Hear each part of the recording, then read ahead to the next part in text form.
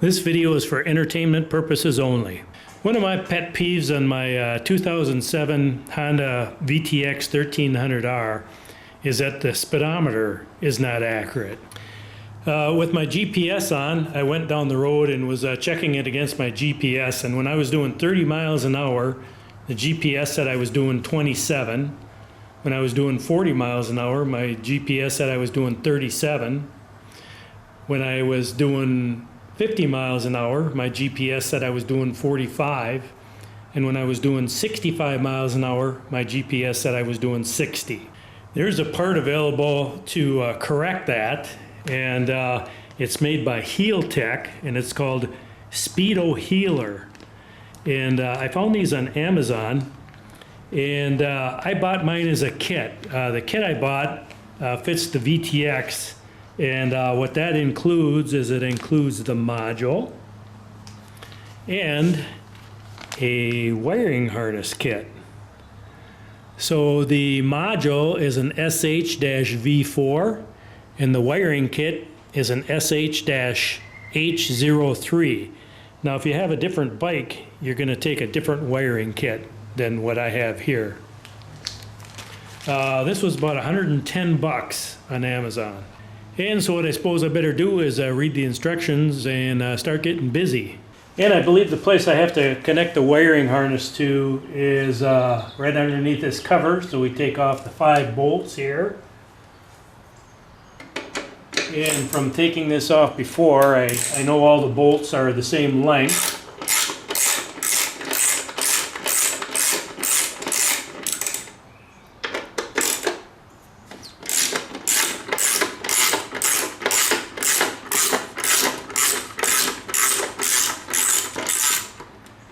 So now's a good time to go get yourself a can of pop while I'm taking these out, or go make yourself a sandwich.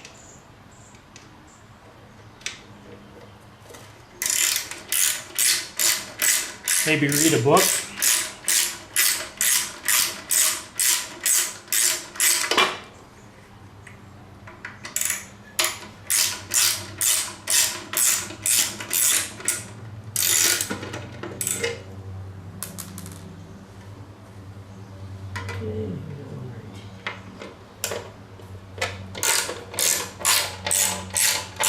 Trying to keep my fat head out of the video here.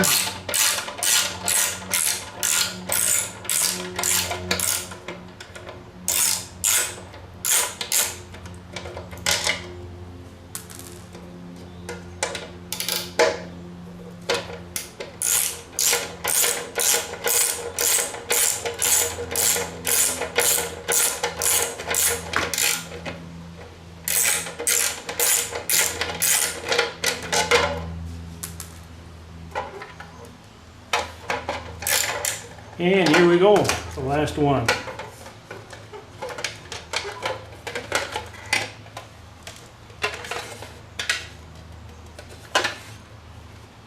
I'm going to go set this aside. And I believe the wires I'm looking for are conveniently located right here. See if I can get them out of the little protective sleeve there. Let me check them against the wiring harness. And sure enough, look at right here. That looks like that. I think we found them. And I picked up some of this Permatex dielectric grease. The number is 22058. It's actually pretty reasonable. I think I paid $7, $8 or something like that for it. And that keeps corrosion out of your connections, your wire connections. I got a small screwdriver here. I'm going to press the little tang here, see if I can get the connection apart. And there we go, just like that. And now what I'm going to do is take my little screwdriver there and put some dielectric grease on these little tangs sticking out. And then I'll put them on the tang sticking out in the other connector. And let's see, I guess now we just plug the 2 connectors together.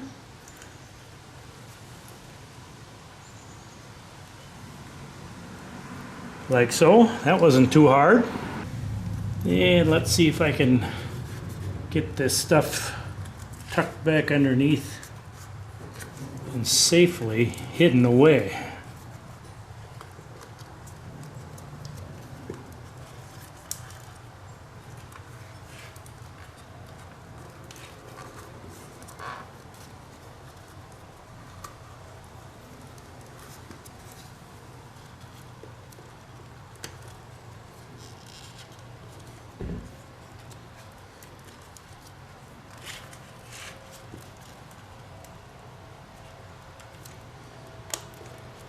I have one more connector in there now, but I think it's going to fit.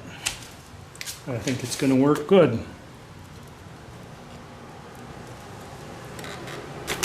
Whoop. Okay, so we tucked that right back in the spot where it was. Now with the Speedohealer, they give you a module right here, and on the back they got some Velcro there in case you want to attach it to something.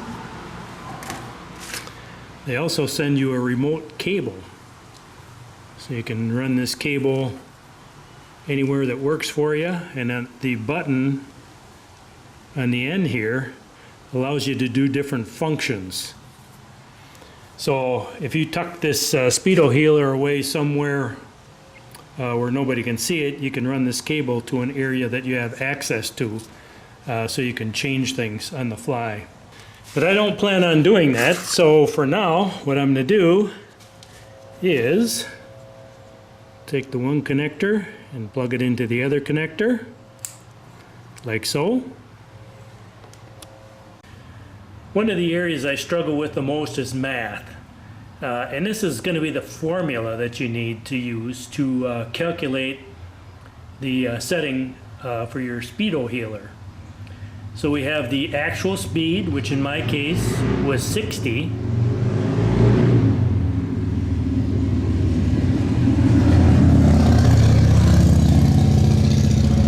All right, Mr. Harley, we know you're there.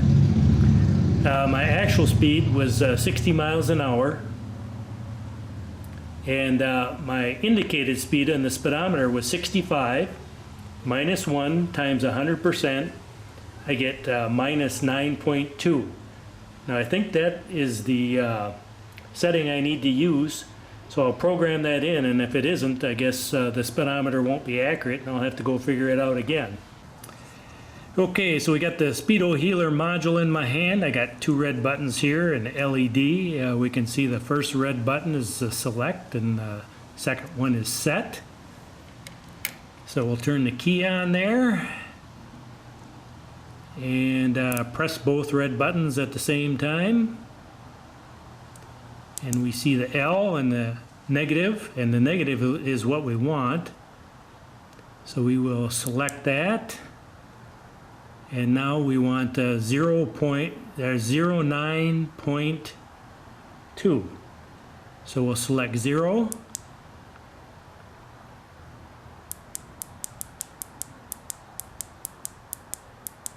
Nine and 2. Okay, we should be set, I believe. Yep, 092. And now we're going to check the program to make sure it's programmed in right. There's two programs you can program in. You can program A or B, and we are using A. So I got the key turned off. I'm going to just turn the key back on. And we have program A minus 9.2. So we know that we are programmed in there right. Now if I was going to use the external switch that I showed you, that cable, I would plug that in right there, but I'm not going to use that. So now I have to find a mounting place. So the place I think I'm going to mount this thing is where the toolbox is located, in the toolbox bin here. Somebody robbed the toolbox out of here, so there's not one in there. I keep my registration in there. And I see there's an owner's manual in there. What I'm going to do is just tuck it right here in the box here. Should be out of the rain and moisture there. I'll cut just a little bit of little hole in the side there, and then route the cable through it. I'm actually gonna cut the box, I think, on this side here. Okay, let's get a little slot cut in there. Just gonna use the side cutters, if that'll work. I'm hoping.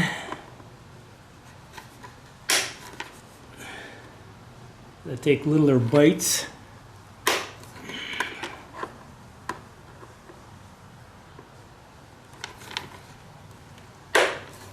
Okay.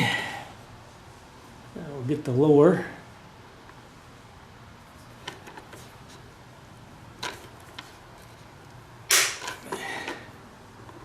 I probably picked out the cheapest side cutter I got in the place. Probably the dullest one.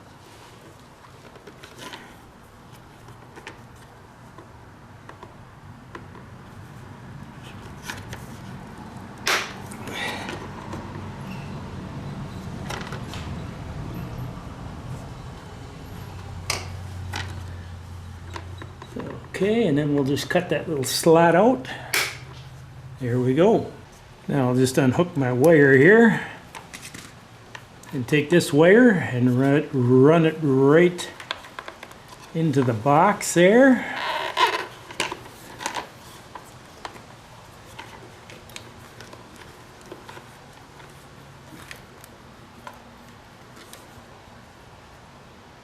And let me test my slot there.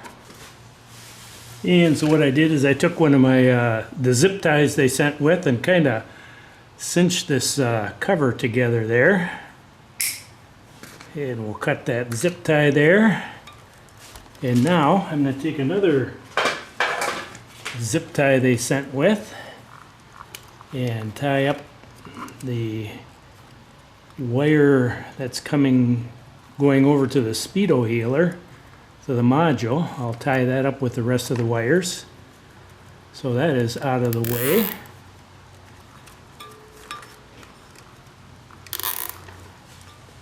Let's see what we got here.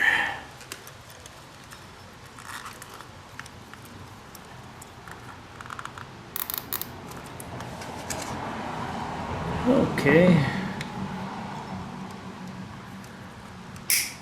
That looks good. And I think I'm going to add one of my own zip ties to the whole bundle here.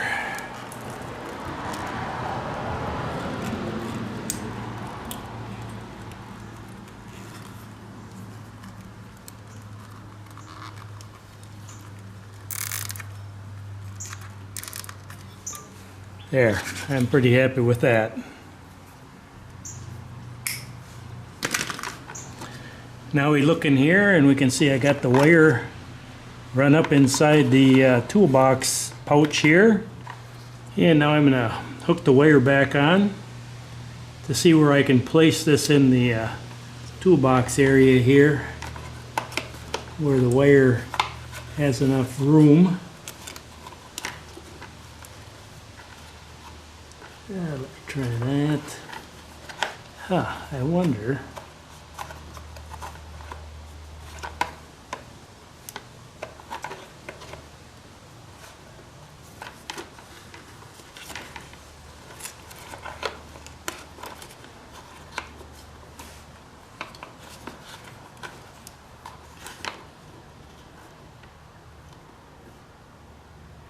I guess that would probably work.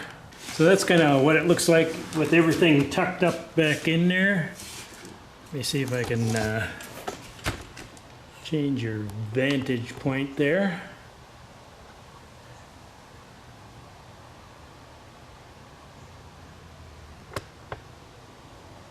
So I got it kind of tucked up back in there, and I'll put my registration back in and shut the toolbox. And that's kind of what the insulation looks like here. You got your connector going up into the toolbox area here through a little hole I cut here. And then we have the Speedohealer mounted there. I'm going to put this cover on right over here now. I'm going to put that back on. If the Speedohealer isn't accurate, anything I got to do is going to be right in here, right in that box there. So that's where I would make all the adjustments. So let's get the cover back on. And we got everything put back together. It's time to go out and take a spin and see how the Speedohealer performs. So I'll be back. Okay, we're back from the test drive and everything is excellent. The speedometer now matches the GPS, so that makes me really happy. So I think it's going to be money well spent. That should also correct the odometer too, I would imagine. So I think that's going to just about wrap this up here. I'm surprised at how easy it was to install, at least on this VTX. It was extremely easy.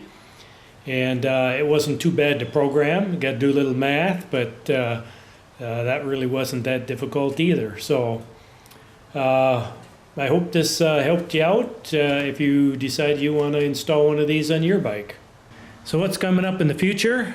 Well, I told myself I was getting too old to mount tires anymore, so I was going to take them and have them done somewhere. But I found this really good deal on these Michelin Commander 2s on Dennis Kirk, and so I picked a couple up. I think I'm going to put the front one on this year, and I'm going to wait till next spring to put the rear tire on.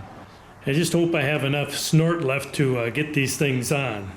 The other project that I'm going to do, and I haven't decided whether I'm going to do it towards fall or next spring, is neck bearings or steering bearings.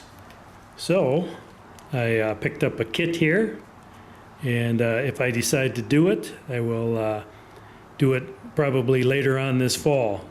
Probably towards the end of riding season when the weather cools down a little bit. I'm really not having any issues with the neck bearings at all, but it kind of looks like a fun project. So, and it's not that expensive. So I thought, what the heck, you know, we might as well get everything just like new. When I was changing the brake fluid, I was really shocked at how much flex that front brake line had in it. So I also picked up a front brake line from Spiegler, and this is braided stainless, and I don't have a time frame set for when I'm going to put that on, but you know, if I come have a nice day outside and I have some time, I'll throw that on. And then I think this thing should be in A1 prime riding condition. And last but not least, I'm not a professional motorcycle mechanic, and my way is probably not the right way.